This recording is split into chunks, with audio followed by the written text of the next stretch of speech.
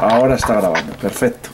Sí, la primera cuestión que te quería preguntar, Carlos, es qué impresión o qué opinión tienes de todo lo que ha pasado en estos días en España, que ha sido una semana bastante vertiginosa, con lo de Gürtel, la detención de Zaplana y luego el apoyo de todos los grupos más variopintos que hay en el Parlamento a la moción de censura de Sánchez. ¿Qué opinión te merece este asunto? Bueno, yo creo que esto hay que entenderlo como un todo, es decir, como un proceso que se abrió hace ya mucho tiempo por parte de la izquierda española, donde lo que pretendían, el único objetivo que tenían era expulsar del gobierno a Mariano Rajoy y al Partido Popular. Solo hay que ver las muestras de alegría de los dirigentes comunistas de Podemos con el puño al alto, gritando si se puede en ese día que el gobierno cayó por la moción de censura de Sánchez. Yo creo que el que en estos momentos en España, cuando hay una recuperación económica muy creíble por los mercados bursátiles, bancarios y por la propia Unión Europea, donde a España se le pone de ejemplo de lo que es la recuperación, solo tenemos que ver que en el gobierno de Rajoy el paro ha descendido un 26% desde que llegó él. Hay que acordarse también que cómo cogimos el país cuando gobernaban los socialistas, donde estuvimos a punto de ser rescatados, y ahora hay una economía mucho más saneada y con unas grandes perspectivas para el futuro. Todo eso lo han echado por tierra porque lo que ha venido Sánchez, los acompañantes de Sánchez, como todos sabemos, los que le han apoyado a Sánchez, son golpistas y pilotarras. Es decir, aquellos que pretenden la destrucción y la ruina de España, el señor Sánchez, el nuevo presidente de gobierno, les ha metido, como se suele decir, a la zorra en el gallinero, y por lo tanto en estos momentos aquí en la Unión Europea, lógicamente hay incertidumbre y se ve la caída del gobierno español con mucha preocupación, especialmente por los apoyos que tiene el señor Sánchez, que saben que no tiene una mayoría estable. Con 84 diputados de 350 es muy difícil gobernar, y si los apoyos, insisto, va a ser los filoetarras de Bildu y los golpistas de Cataluña, tendrá que explicar cuáles son también la contrapartida que ha hecho el señor Sánchez con todos ellos. Por lo tanto, mucha preocupación por todo cómo se está desarrollando las cosas en España en estos momentos, también desde la perspectiva europea. Sí, y te quería preguntar, ¿hacia dónde crees que puede caminar o digamos dirigirse el proceso de Cataluña? ¿Vislumbras algún aspecto positivo de la llegada de Sánchez, de que pueda conducirse a algún diálogo o alguna búsqueda de alguna solución? ¿Qué piensas? Mire, Cataluña, los dirigentes actuales de Cataluña, no nos engañemos, están en la rebelión. Cuando están en la rebelión, a diferencia de lo que pasó en el País Vasco con Ibarretxe echó un pulso pero sin la rebelión. Ahora los nacionalistas vascos están en la retaguardia y los nacionalistas catalanes cogieron ese relevo y están en la vanguardia. Pero en la vanguardia está desde, insisto, la rebelión contra el Estado, contra España, contra la Constitución, contra la monarquía, etcétera, etcétera, etcétera. ¿Cómo se ve eso directamente a la pregunta que usted me hacía? Mire, la contestación es muy clara. Ayer mismo, cuando el señor Sánchez, el presidente del gobierno, ha enseñado sus primeras cartas y ha dicho que hay un catalán en su gobierno con un perfil como el que tiene el señor Borrell, el primero que ha salido a la palestra a denunciarlo y a ir contra el señor Borrell y contra el señor Sánchez es el señor Puigdemont, está claro, porque no quieren ninguna concesión, no quieren ninguna negociación, no quieren ningún gesto. Es decir, Cataluña, los actuales dirigentes de Cataluña quieren la República Catalana, quieren la independencia, y no hay término medio para ellos. Y eso es lo que hay que hacerles entender, bien sea un gobierno del PP, del PSOE, es decir, gobiernos de España, de ninguna manera se puede ceder al chantaje donde están insertados en estos momentos el gobierno de Cataluña, el señor Torra, y el que manda detrás de ese gobierno, que es el señor Puigdemont. Sí, y sin embargo parece que la situación en el País Vasco es mucho más tranquila, que transita, digamos, de una forma más ordenada, y que el nacionalismo ha bajado un poco el tono radical de su discurso. ¿No piensa que la situación es muy distinta en el País Vasco? a la que usted tuvo. La situación es diferente en estos momentos porque afortunadamente ETA ya no manda, pero ETA sigue instalada en las instituciones. ETA no ha desaparecido y hemos visto cómo ETA le ha dado el apoyo al señor Sánchez con esos votos de Bildu, que son el brazo político de los asesinos de ETA. Pero es verdad, como también le decía anteriormente, que el País Vasco en estos momentos está en un proceso también del nacionalismo vasco, me refiero, de autodeterminación, de la búsqueda de la autodeterminación, pero sin la rebelión que le decía anteriormente, donde está el proceso de Cataluña. Eso no significa, atención, de que no puedan coger el relevo cuando ellos estimen oportuno. Y yo creo que lo hará. El nacionalismo vasco llegará un momento en que también se pondrá a la altura del nacionalismo catalán y querrá lo mismo que el nacionalismo catalán, porque lo llevan en la sangre y en los genes. Son independentistas y harán todo lo posible por destruir a España, por hacer daño a España.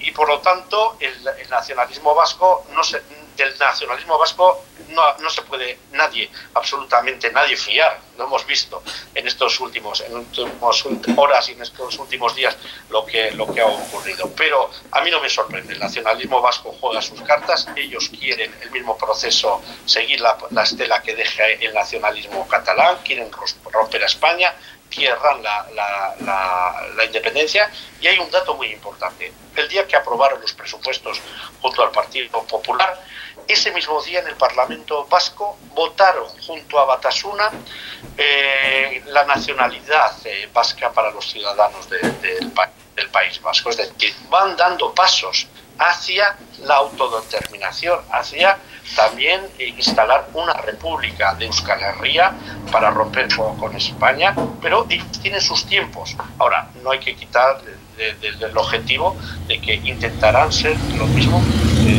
en sus objetivos políticos que el nacionalismo catalán, sin duda. Sí, en los últimos meses o quizá últimos años ha habido cierto sentimiento de frustración en las víctimas de ETA con respecto a la posición que tenía el gobierno de Madrid. Incluso en los encuentros de Rajoy con las víctimas de ETA, esa frustración se expresaba, ¿no? ¿La comparte usted o cree que ese sentimiento no responde a la realidad de lo que yo estoy diciendo? ¿Cree usted? Yo siempre he dicho que las víctimas siempre tienen la razón y si no las tienen hay que dárselas. Lo digo porque para mí tienen todo el respeto y tal vez en algún momento pues ellos nos han sentido arropados o identificados con determinados asuntos que ha hecho el gobierno. Pero mire, la cuestión está clara. No ha habido, como se decía, que el gobierno de Mariano Rajoy podía hacer un acercamiento masivo, de que iba a haber, que los etarras iban a estar en las calles. Los etarras están donde están en la cárcel, están cumpliendo sus condenas y por lo tanto el gobierno de Rajoy ha terminado su legislatura y nadie podrá decir que el gobierno ha acercado a terroristas criminales de ETA. Cosa que sí lo ha hecho el gobierno de Macron.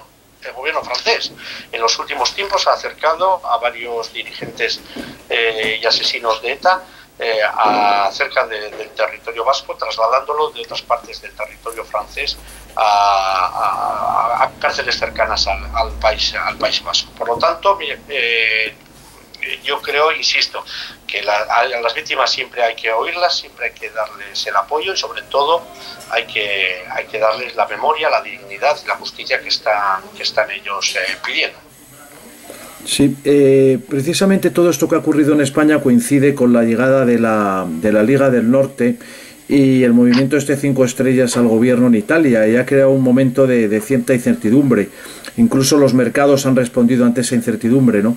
¿Qué le parece lo que está ocurriendo en Italia? ¿Qué impresión tiene o qué opinión puede darme con respecto a eso? Miren ustedes, cuando hay una crisis de valores, una crisis económica como la que estamos viviendo, se lleva viviendo en Europa desde hace tiempo, los partidos tradicionales son los que pagan el pato, como se suele decir, y la sociedad suele irse hacia los extremos. Pero es pan para hoy y hambre para mañana. Ya se ha visto donde han gobernado partidos extremistas. El ejemplo de Grecia. En Grecia la extrema izquierda venía casi a salvar a Grecia. Decían que ellos iban a ser la solución. Y aquellos que se manifestaban contra el gobierno de Nea Democratia, de la derecha griega, ahora son los más furibundos, esa gente de izquierda de las calles, contra el propio gobierno de Syriza del presidente griego. Por lo tanto, hemos visto que la solución nunca está en los extremos, y estamos viendo también que los extremos se tocan, es decir, la extrema derecha y la extrema izquierda pueden cohabitar, porque al final tienen un objetivo común, que es cuanto peor Europa, mejor para ellos. Ellos vienen a destruir la Unión Europea, las instituciones, el euro, todo lo que sea, lo que esté alrededor de la Unión Europea. Y eso, por supuesto, enciende las alarmas aquí en la Unión Europea. Yo lo que no quisiera es que tuviéramos un contagio de Italia. En Italia, fíjense lo que ha ocurrido ya, casi todavía sin empezar ese gobierno, la prima de riesgo se ha disparado, cosa que también ha pasado en España. Hay una gran incertidumbre y una gran preocupación, que eso no es bueno para los mercados económicos y para la sociedad italiana y para el resto de la Unión Europea. Y ahora el prisma o el objetivo se pone también en España, porque lo que no se quiere desde la Unión Europea es que esa confusión, ese caos que se está viviendo políticamente en Italia pueda también contagiarse, como les digo anteriormente, a España a través de gobiernos débiles y gobiernos sobre todo apuntalados con pilares de partidos políticos antidemocráticos y antieuropeístas, como es el propio Podemos, donde es curioso, yo le puedo poner cantidad de ejemplos aquí en el Parlamento Europeo, sesión tras sesión en Estrasburgo, donde votan conjuntamente Podemos y la extrema derecha francesa de Le Pen, porque en el fondo en sus programas está el mismo objetivo, que es ir a enterrar a Europa, y en cuestiones económicas o en cuestiones sociales ellos votan conjuntamente, y es muy curioso, pero a mí no me sorprende, insisto, porque les prima a unos y a otros su odio hacia las instituciones europeas.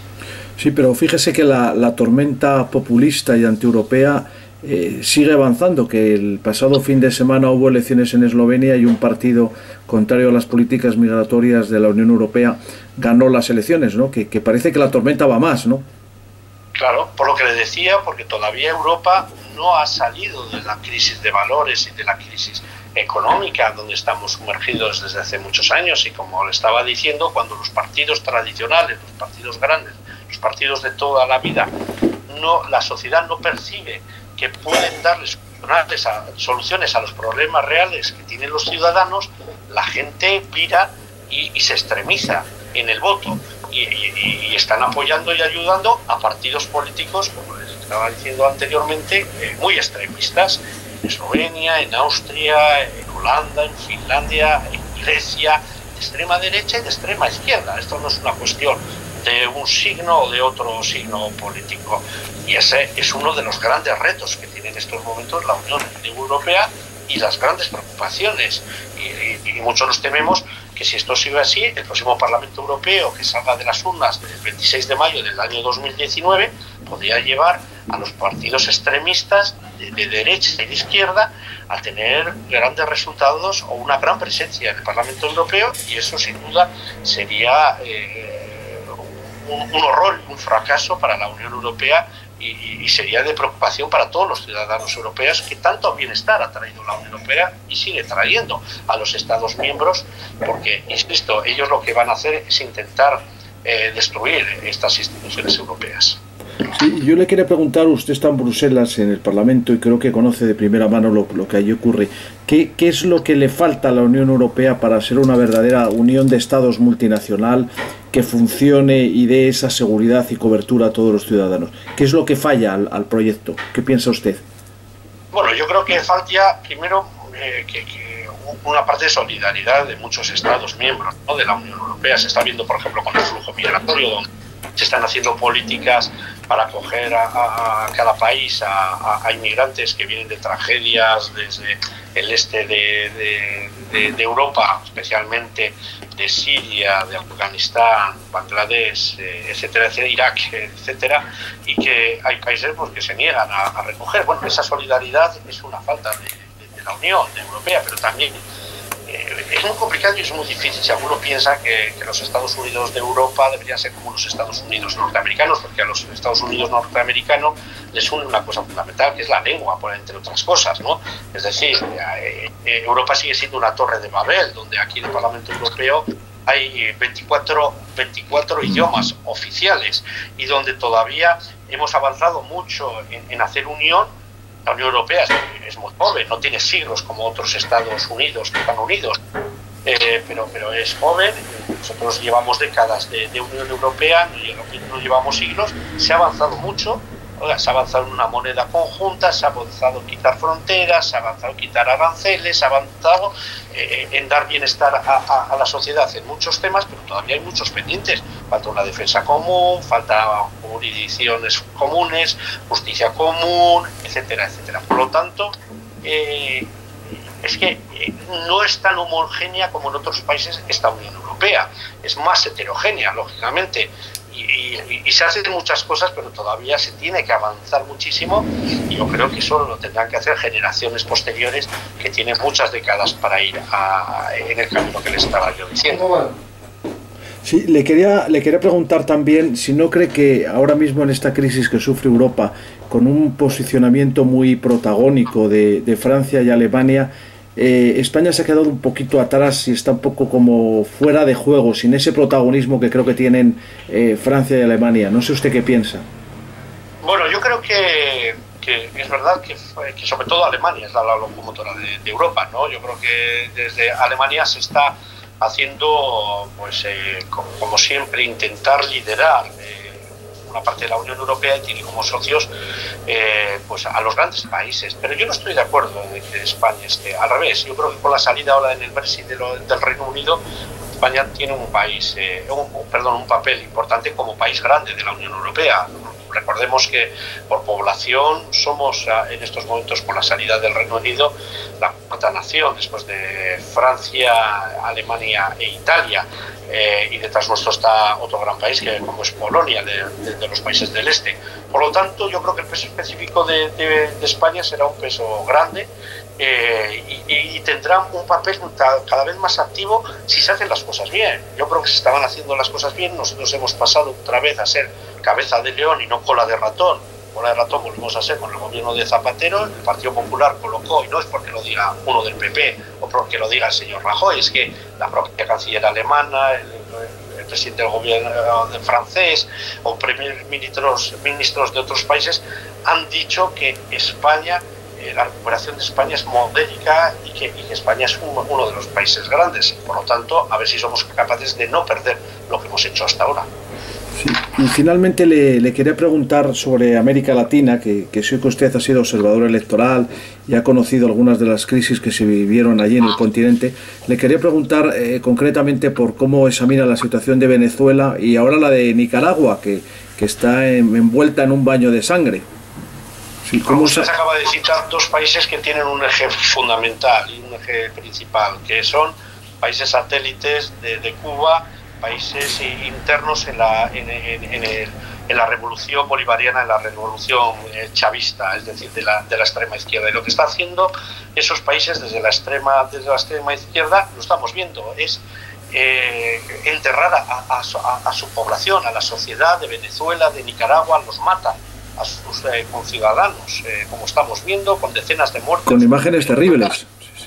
Terrible. La situación que está ocurriendo es terrible, tanto en Nicaragua como en Venezuela, como en la propia Cuba. No nos olvidemos, parece que hay veces que nos olvidamos de Cuba, pero también Cuba, hay una sociedad sin libertad, sin derechos humanos. Por lo tanto, yo creo que está despertando también las ciudadanías de esos países, se están intentando quitar las cadenas. Es complicado, es difícil porque les asesinan, les matan, pero literalmente en la calle cuando se van a manifestar, y por lo tanto lo que ahí se necesita es que todos los países democráticos del mundo tomen medidas, pero medidas severas contra estos gobiernos que, insisto, están matando a su pueblo. Y eso es lo que quieren exportar, esa es la tragedia de España, ¿no? Que eso es lo que quieren exportar los de Podemos a España, traer los modelos cubano, nicaragüense, venezolano, bolivarismo, el chavismo, lo quieren traer a España, quieren que haya pobreza, quieren que no haya alimentos, quieren que no haya servicios básicos, en definitiva quieren, pues eso, que haya una férrea dictadura en España, porque el modelo, no nos olvidemos, del señor Iglesias es precisamente el que se ha instalado en Cuba, en Venezuela o en Nicaragua. Sí, y la pregunta final, en estos días leía en algún artículo en la prensa francesa de que las relaciones entre Europa y Estados Unidos atraviesan un mal momento y que se hablaba incluso del fin del atlantismo, ¿no? ¿Siente Europa, y lo siente ahí en Bruselas, que está con el aislamiento que lleva implícitas muchas de las políticas de Trump? ¿Siente usted que Europa está huérfana ahora mismo y que se ha quedado sin su gran aliado transatlántico, que eran los Estados Unidos? ¿Usted lo siente así? No, de ninguna manera. Yo creo que no podemos obviar lo que es una realidad, y es que en Europa está en un eje occidental, y con Estados Unidos estamos en tantas relaciones bilaterales como es la OTAN y como son tantos acuerdos comerciales que tenemos con los Estados Unidos, y que por supuesto hay problemas en estos momentos de aranceles con cuestiones de acero, cuestiones de otros sectores, pero sin duda alguna no podemos perder el rumbo. Es decir, Europa tiene que estar colocada y situada por estrategia política, por estrategia de muchas razones, desde sociedad, de cultura, etcétera, etcétera, junto a los Estados Unidos de Norteamérica. Si no, todo lo que fuera alejarnos, como pretenden algunos también, especialmente la izquierda aquí en Europa, pues sería un gravísimo error para Estados Unidos de América y para la Unión Europea también. Por lo tanto, yo siempre voy a defender, tendremos, pues como los buenos socios que somos, o las familias, las mejores familias, pues tendremos disparidad de opiniones y habrá pues acercamientos y habrá distanciamientos en algunos temas, pero no perdamos, insisto, no perdamos el rumbo y sepamos dónde tenemos que ir, tanto Estados Unidos de América como la Unión Europea. Pues eso ha sido todo, señor Iturgaiz. Muchas gracias por sus respuestas. Muchas gracias a usted.